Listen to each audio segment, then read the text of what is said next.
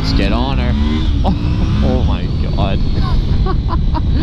She has some good power, man. For a fucking 20-year-old, 25-year-old bike, she's pretty quick. I'll tell you that right now, guys. I'm out and I'm on my VFR, and it's funny, I had a topic I wanted to talk about. Come on, guys. Come on, come on, come on, let me in. Thank you. Did they fucking honk at me? Or did I honk at me? I might have hit my fucking beeper. Better not be honking at me. I had my blinker on, I did a hand signal, I was fuck them. Anyway, so I got a question from a viewer. This is a couple weeks ago and I just never had a time to answer it. But they asked me, do miles really matter? Because they were looking at buying, I think it was an R6 or an R1, something like that. I don't know, but it had 30,000 miles on it. And they were like, that seems kind of high. It's a good price, but should I be worried? And you know what's funny, guys, is there's tons of bikes out there with shit ton of miles. Whole bunch of them. I mean, my dad's Honda VTX has 80,000 miles or 50,000 miles on it. This VFR right here has 48,000 miles on it. I mean, and this thing runs fucking great.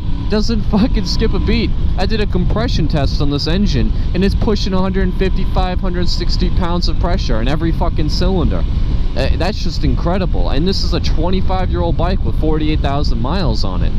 The reason why there's so many low mileage examples out there is because people don't fucking ride them. People don't ride their bikes. I mean, it's more of a toy than anything else. And when you see a sport bike, and a sport bike has high miles, that just means that that person really loved the bike and really rode it and did a lot, you know, just rode it all the time. See, the funny thing is sport bikes, they really are the toy. That's like the bike, okay? That's the impractical, you know, bike of the century. You don't see very many sport cars, like very uncomfortable sport cars out there with high miles compared to like luxurious fucking cruising cars. And the same thing with this. I mean, I'll get on this bike and I will easily ride it for 2-3 hours straight and I won't have any sore parts in my entire body. I do that same thing with my CBR, which is arguably a very comfortable bike, and I'm sore. And the other day I sat on a fucking Ducati 848 or something like that, I don't know, 800cc bike, one of the sport ones, and holy shit, that was the most uncomfortable bike I'd ever sat on. The second I sat on it and I was just holding onto the handlebars, my back started like twitching because it was in so much pain. And I like to think of myself as a pretty in shape person, you know. I mean, I'm not super in shape, but you know, I'm not out of shape. Take that fucking Ducati or sport bike and try to go long distances with it, it's not gonna fucking happen. I mean, your body will not let you. You're gonna have to take breaks. It's almost impossible to put a shit ton of miles on a bike like that. So whenever I see a sport bike with a shit ton of miles, I don't think of it as a bad thing. I just think of it like, holy shit, that person really loved their bike. They really, you know, rode it. It's not a bad thing at all. I will say this, that there are two bad things, real bad things about high mileage, and this is what they are. One, parts are wearing out.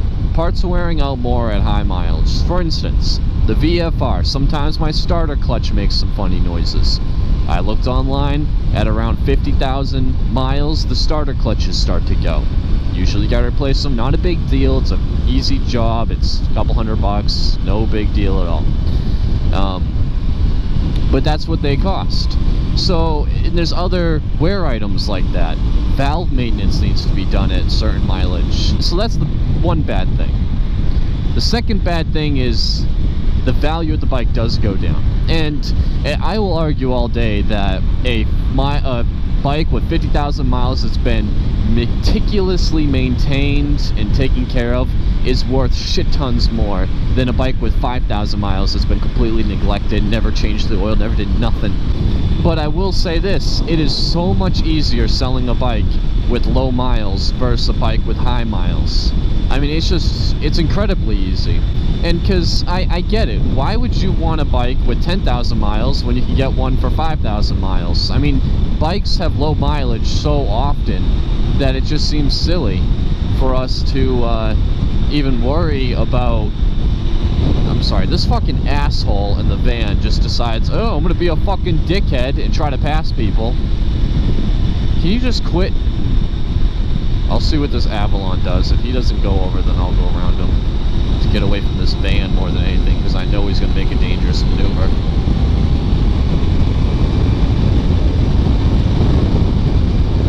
There are examples of the CBRs with over 100,000 miles.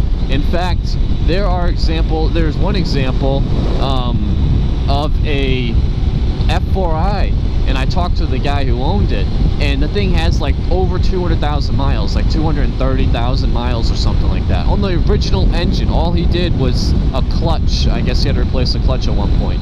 And he did track days, he did wheelies, you know, he got into an accident with the thing, and the thing just kept going.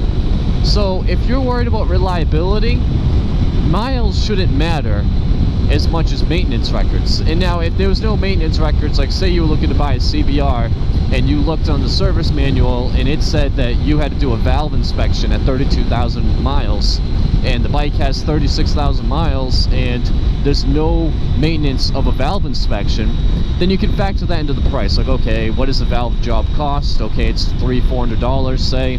I'm going to factor that into my negotiations. It doesn't really matter too much what the miles of the bike are. What matters is maintenance records in terms of reliability. Now, unfortunately, it doesn't matter how many maintenance records you have. It doesn't seem to help as much as just having low miles when it comes to resale value. And I think that's because the average person can be kind of stupid. You know, they just think low miles is going to be fine. And that's just not the truth. I've had friends who've had motors blow at 10,000 miles just because they've never done oil changes or they didn't know the history. My CBR has 18,000 miles now, 17,000 miles, and she runs just as good as she did when she had 7,000 miles. So I don't know. I mean, it's 10,000 miles more and she's running just as good. This bike right here, I've never ridden another VFR, but this bike has 48,000 miles. I've seen examples of this on Craigslist with 100,000 miles, 120,000 miles, no fucking problems. And you know what the funny thing too is, always do your own research when you're buying a bike. Make sure that there's no issues at a certain mileage. It's better to have a bike that's been ridden than a bike that's been sitting. Trust me on that. Trust me, trust me, trust me. A bike with 500 miles that's 6 years old versus a bike with 20,000 miles that's 6 years old. I bet you the one with the higher miles has been better shape, most likely, unless the person stored it properly with the other one, but I really doubt that. So anyway, guys, that's the end of this video. I'm running out of battery, so I gotta end it. But I hope you enjoyed it, and if you did, please do me a huge favor and leave a like on this video. If you haven't subscribed, please subscribe. I make videos all the time, so if you love motorcycles, then you should definitely subscribe. Alright, we got this person who's just all fucked on the side of the road. And is this a traffic stop? This might be a traffic stop. Yeah. That sucks. With that bombshell, I will talk to you guys in the next video. Take care, and bye-bye. Peace out, motherfuckers!